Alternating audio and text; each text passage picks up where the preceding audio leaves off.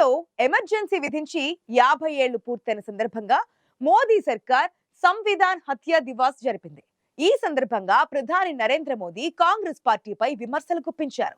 దేశంలో ఎమర్జెన్సీని విధించడాన్ని భారత ప్రజాస్వామ్య చరిత్రలో ఒక చీకటి అధ్యాయంగా మోదీ అభివర్ణించారు.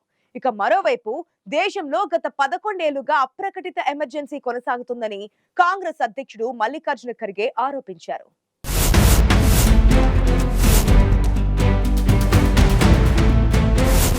ఇందిరాగాంధీ ప్రభుత్వం 1975లో దేశంలో ఎమర్జెన్సీని విధించగా ఈ ఏడాది జూన్ 25 నాటికి 50 ఏళ్లు పూర్తయ్యాయి. ఈ సందర్భంగా మోదీ సర్కార్ సంవిధాన్ హత్యా దివస్ ను జరిపింది. ప్రధాని మోదీ కాంగ్రెస్ పార్టీపై తీవ్రస్థాయిలో విమర్శలు గుప్పించారు. జాతీయ అత్యవసర పరిస్థితిని భారత ప్రజాస్వామ్య చరిత్రలో ఒకటి చీకటి అధ్యాయంగా ప్రధాని మోదీ అభివర్ణించారు. దేశంలో ఎమర్జెన్సీ విధించిన సమయంలో తన ప్రయాణం ఎలా సాగిందో వివరించడానికి ది ఎమర్జెన్సీ డైరీ పుస్తకం తీసుకువస్తున్నట్లు మోదీ ప్రకటించారు. భారత ప్రజాస్వామ్య చరిత్రలోని చీకటి అధ్యాయాలలో ఒకటైన ఎమర్జెన్సీకి 50 ఏళ్లు పూర్తయ్యాయని పేర్కొన్న మోదీ, భారత ప్రజలు జూన్ 25ను రాజ్యాంగ హత్యా దినోత్సవంగా జరుపుకుంటున్నారని తెలిపారు. ఆనాడు ఎమర్జెన్సీ విధించిన సమయంలో భారత రాజ్యాంగం చెప్పిన విలువలను పక్కన పెట్టారు. ప్రాథమిక హక్కులను నిలిపివేశారు. పత్రికా స్వేచ్ఛను తుడిచిపెట్టారు. అనేక మంది రాజకీయ నాయకులను, సామాజిక కార్యకర్తలను, విద్యార్థులను, సాధారణ పౌరులను జైలులో పెట్టారు. ఆనాడు అధికారంలో ఉన్న కాంగ్రెస్ ప్రభుత్వం ప్రజాస్వామ్యాన్నే ఖైదు చేసింది అని మోదీ మండిపడ్డారు. ఇందిరాగాంధీ ప్రభుత్వం విధించిన అత్యవసర పరిస్థితికి వ్యతిరేకంగా జరిగిన పోరాటంలో నరేంద్ర మోదీ పోషించిన కీలక పాత్ర గురించి ది ఎమర్జెన్సీ డైరీ పుస్తకంలో సవివరంగా రాశారు. ఆనాడు మోదీ యువ ఆర్ఎస్ఎస్ ప్రచారక్గా ఉండి ఎమర్జెన్సీకి వ్యతిరేకంగా పోరాడారు. దీనిపై తాజాగా ప్రధాని మోదీ ట్విట్టర్ వేదికగా స్పందించారు. ఎమర్జెన్సీ కాలంలో తాను చేసిన పోరాటం గురించి ది ఎమర్జెన్సీ డైరీస్ పుస్తకం తెలియజేస్తుందని మోదీ పేర్కొన్నారు. అది ఆ కాలం నాటి చాలా జ్ఞాపకాలను తిరిగి తెచ్చిందన్నారు. ఎమర్జెన్సీ నాటి చీకటి రోజుల్లో బాధలు అనుభవించిన వారు తమ అనుభవాలను సోషల్ మీడియా ద్వారా పంచుకోవాలని మోదీ కోరారు. దీనివల్ల 1975 నుంచి 1977 వరకు ఉన్న అవమానకరమైన కాలం గురించి నేటి యువతకు అవగాహన కల్పిస్తుందని మోదీ తన పోస్టులో పేర్కొన్నారు. ఇందిరాగాంధీ ప్రభుత్వం దేశంలో ఎమర్జెన్సీ విధించి 50 ఏళ్లు పూర్తయిన సమయం నుంచి ఏటా రాజ్యాంగ హత్యా దినం జరుపుతామని మోదీ ప్రభుత్వం 2024 జూలై 12న ప్రకటించింది.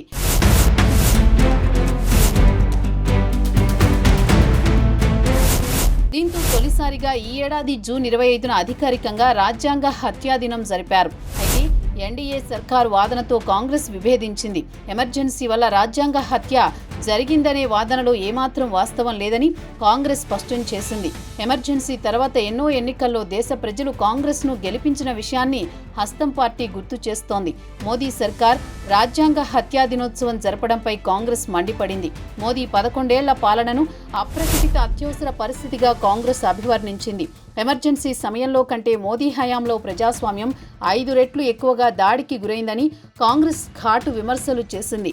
మోదీ 11 ఏళ్ల పాలనలో హద్దులేని ద్వేషపూరిత ప్రసంగాలు చేయడం, పౌర స్వేచ్ఛను అణచివేయడం జరుగుతోందని కాంగ్రెస్ తీవ్ర విమర్శలు గుప్పించింది.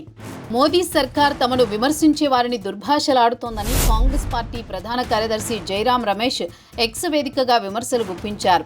మోదీ ప్రభుత్వం ఉద్దేశపూర్వకంగా ద్వేషం, మతతత్వాన్ని వ్యాపింపజేస్తోందని, నిరసన తెలుపుతోన్న రైతులపై ఖలిస్తానీలు అని ముద్ర వేస్తోందని జైరాం రమేష్ మండిపడ్డారు. కులగణనను సమర్థించే వారిని అర్బన్ నక్సల్స్ అంటోందని జైరాం రమేష్ విమర్శలు గుప్పించారు. ప్రస్తుతం దేశంలో మహాత్మా గాంధీ హంతకులను కీర్తిస్తున్నారని, మైనారిటీలు తమ ప్రాణాలు, ఆస్తులు పోతాయేమోనని భయపడి జీవిస్తున్నారని జైరాం ధ్వజమెత్తారు. దేశంలోని దళితులు, ఇతర అణగారిన వర్గాలను లక్ష్యంగా చేసుకుంటున్నారని, ద్వేషపూరిత ప్రసంగాలు చేసే వారికి పదోన్నతులు లభిస్తున్నాయని జైరాం రమేష్ పేర్కొన్నారు. మోదీ హయాంలో రాజ్యాంగంపై దాడులు, పన్ను ఉగ్రవాదం, వ్యాపార, వాణిజ్య సంస్థలకు బెదిరింపులు, మీడియాపై నియంత్రణ, దర్యాప్తు సంస్థల దుర్వినియోగం యథేచ్ఛగా కొనసాగుతోందని, ఈ విధంగా దేశంలో అప్రకటిత అత్యవసర పరిస్థితి కొనసాగుతోందని జైరాం రమేష్ పేర్కొన్నారు.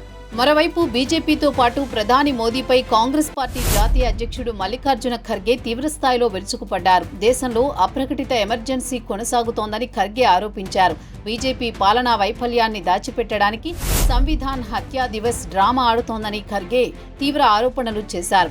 స్వేచ్ఛ, అభివృద్ధి చెందడానికి అనుమతించని ఇతరులకు ఉపన్యాసాలు ఇచ్చే హక్కు లేదని ఖర్గే ఎద్దేవా చేశారు. దేశ స్వాతంత్ర్యంలో రాజ్యాంగాన్ని రూపొందించడంలో ఎటువంటి పాత్ర పోషించని వారు అత్యవసర పరిస్థితిని విధించిన 50 సంవత్సరాల తర్వాత దానిని ఎత్తి చూపుతున్నారని ఖర్గే దుయ్యబట్టారు.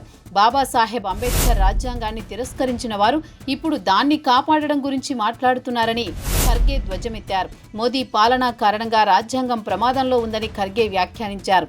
మోదీ ప్రభుత్వంలో భావ ప్రకటన స్వేచ్ఛ, ఉద్యమ స్వేచ్ఛ లేదని ఖర్గే ఆరోపించారు.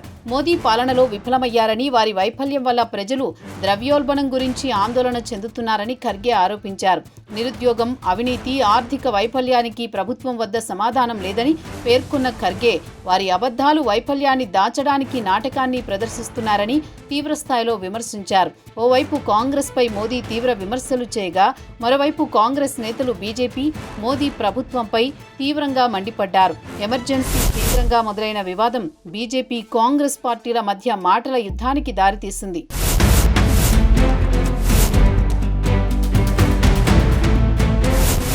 మోదీ ప్రభుత్వం రాజ్యాంగ హత్యా దినోత్సవం జరపడంపై కాంగ్రెస్ మండిపడింది. ఎమర్జెన్సీ వల్ల రాజ్యాంగ హత్య జరిగిందనే వాదనలో ఏ మాత్రం వాస్తవం లేదని కాంగ్రెస్ స్పష్టం చేసింది. ఎమర్జెన్సీ తర్వాత ఎన్నో ఎన్నికల్లో దేశ ప్రజలు కాంగ్రెస్ ను గెలిపించిన విషయాన్ని కాంగ్రెస్ గుర్తు చేసింది.